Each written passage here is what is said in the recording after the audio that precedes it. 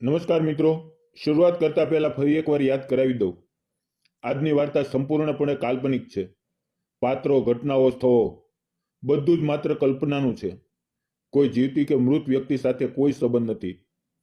જો કોઈ સામ્યતા લાગે તો એ ફક્ત સંયોગ છે. આ વાર્તાનો એકમાત્ર હેતુ મનોરંજન છે. અમે કોઈ પ્રકારનું અનૈતિક વર્તન પ્રોત્સાહિત કરતા નથી. ચાલો હવે વાર્તા શરૂ કરીએ. નમસ્કાર મિત્રો, મારું નામ પારુલ છે. હું રાજકોટ શહેરના એક નાનકડા વિસ્તારમાં રહું છું. મારા પતિનું નામ હતું હરેશ. અમારા લગ્નને માંડ 3 વર્ષ થયા હતા.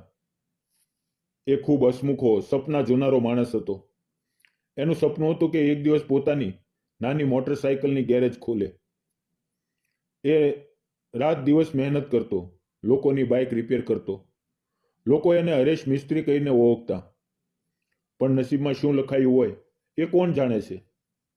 એક રાતે એ એક ગ્રાહકની નવી બુલેટ લઈને ટ્રાયલ માટે ગયો હતો. રસ્તામાં એક ટ્રકવાળાએ ઓવરટેક કરવાના ચક્કરમાં એને ધડાકો મારી દીધો. હોસ્પિટલમાં લઈ જવાયા ત્યાં સુધીમાં એ દુનિયામાં નહોતો રહ્યો. એ વખતે હું 7 મહિનાની ગર્ભવતી હતી. મારા પેટમાં એક નાનકડું જીવ ધડકતું હતું અને બહારની દુનિયાએ મારી પાસેથી એના પિતાને છીનવી લીધા. 2 મહિના પછી મને એક દીકરી થઈ. એમનું નામ મેં હર્ષિતા રાખ્યું, કારણ કે હરેશની યાદ હંમેશા મારી સાથે રહે એવું મેં ઈચ્છ્યું હતું. હરેશે થોડા ઘણા પૈસા બચાવ્યા હતા, પણ એ ખૂટવા લાગ્યા. ઘરનું ભાડું, દીકરીની દવાઓ, મારી માંદગી, બધું એક સાથે આવી પડ્યું. હું રાતે રડતી, દિવસે હસવાનો ઢોંગ કરતી. મારી સાસુ એકલા હતા. એમની તબિયત પણ નબળી. એક દિવસ એણે કહ્યું, બેટા, હું નથી રહેવાની, તું જીવતી રહેવાની છે. તારે હર્ષિતા માટે જીવવાનું છે. મેં નક્કી કર્યું કે મારે નાની મોટી નોકરી કરવી છે. મેં બીકોમ કરેલું હતું. થોડું કોમ્પ્યુટરનું જ્ઞાન પણ હતું. મેં શહેરની ઘણી ઓફિસમાં અરજી કરી. ઘણા ઠેકાણે લેડી હોવાની ના પાડી. આખરે એક મોટી ટેક્સટાઇલ કંપનીમાં એકાઉન્ટની નાની પોસ્ટમાં હોય. મહિને 12,000 રૂપિયા. એટલે શું થાય? ઘર ભાડે, દીકરીનું દૂધ, દવા, બસ પાસ. છતાં મેં કામ શરૂ કર્યું. કંપનીનું નામ હતું કિષ્ના ટેક્સટાઇલ્સ. માલિક હતા શ્રી કિશોરભાઈ પટેલ. ઉંમર લગભગ 45-47 વર્ષની. એ લોકો એને કેબી સાહેબ કહેતા. ખૂબ શાંત, ઓછું બોલનારા, પણ ખૂબ સમજુ માણસ. એમની પાસે 2 મોટી મિલો હતી, એક રાજકોટમાં, એક સુરતમાં. લોકો કહેતા કે એમના પત્નીનું નિધન થયું છે. એકનો એક દીકરો છે જે અમેરિકામાં રહે છે. મારું કામ હતું બિલિંગ, પેમેન્ટ ચેક કરવું, બેંકના કામ. શરૂઆતના દિવસોમાં હું ખૂબ ડરતી. એક દિવસ મેં એક મોટી ભૂલ કરી. એક સપ્લાયરનું 85,000 રૂપિયાનું બિલ ડબલ પેમેન્ટ થઈ ગયું. મને ખબર પડી ત્યારે મારા હાથ પગ ઠંડા પડી ગયા. મેં રડતા રડતા કેબી સાહેબની ઓફિસમાં જઈને બધું કહી દીધું.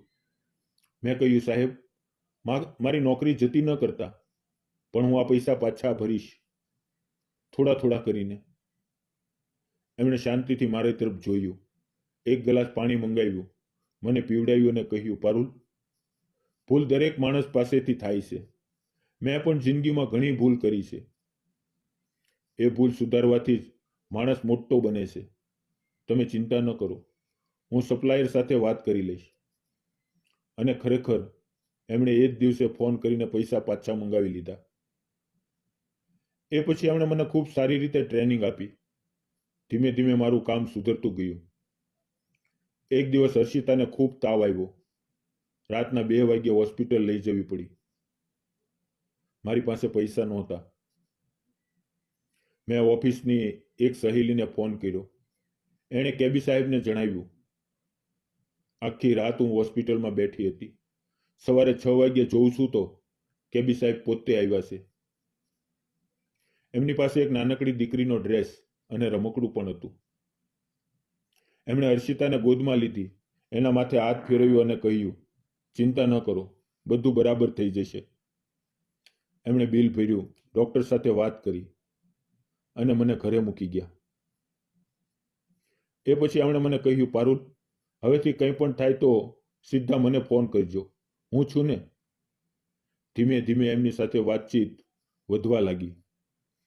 એમણે મને કહ્યું કે એમની પત્નીને કેન્સર હતું. 4 વર્ષની લડત પછી એ ચાલી ગઈ. એમનો દીકરો રુદ્ર અમેરિકામાં છે, લગ્ન કરીને સેટલ થઈ ગયો છે. ભાગ્યે જ વર્ષમાં એકવાર આવે છે. એમનું ઘર મોટું છે પણ એકલતા ખૂબ છે. એક દિવસ ઓફિસમાં દિવાળીની પૂજા હતી. બધા કર્મચારીઓને બોનસ અને ગિફ્ટ મળી. મને પણ એક સુંદર સાડી અને એક બંધ કવર મળ્યું. ઘરે આવીને જોઉં તો એ કવરમાંથી 50,000 રૂપિયા હતા. હું રડી પડી.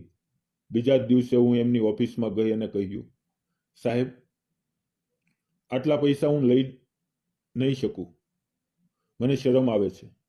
એમણે હસીને કહ્યું, પારુલ, મારી પાસે પૈસા છે પણ કોઈ છે જ નહીં કે જેના માટે ખર્ચું. તારી દીકરી મને દીકરી જેવી લાગે છે. એને ખુશ જોવામાં જ મારી ખુશી છે.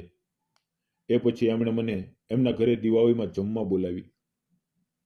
પહેલી વાર હું એમના ઘરે ગઈ. ઘર ખૂબ મોટું હતું પણ એકદમ શાંત.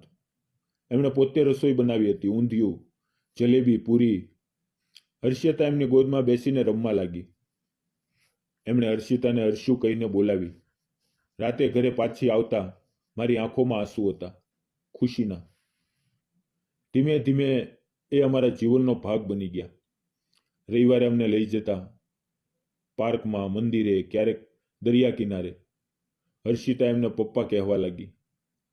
એક દિવસ એમણે મને કહ્યું, પારુલ, હું જાણું છું કે હરેશની જગ્યા કોઈ નહીં લઈ શકે, પણ જિંદગી એકલી ખૂબ લાંબી છે. મારી પાસે બધું છે પણ કોઈ નથી. તારી પાસે બધું નથી પણ તું ખુદ બધું છે. શું તું મને અને હર્ષિતાને તારો સમજીને સ્વીકારીશ?